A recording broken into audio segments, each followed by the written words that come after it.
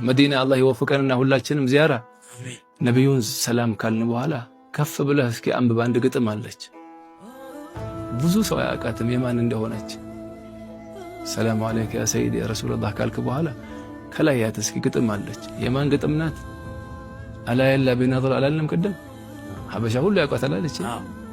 ኢማም አልሐዳድ እኮ ግጥም ናት እቺ አላ የላ ቢነظር ስለ ነብዩ የተናገሩት አለ ኢማም አልሐዳድ ነብዩን ዐዚሙን ኹልቁሁ الخلق الذي له عظم الرحمن في سيد الكتب ትላለች አሁንም ድረስ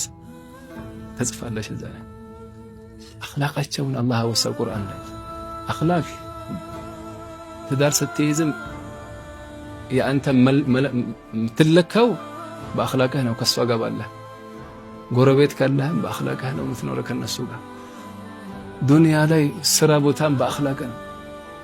ለዚህ ነው አኺራ ላይ ሚዛን እንደሚመዝነው አኽላቅ አይደል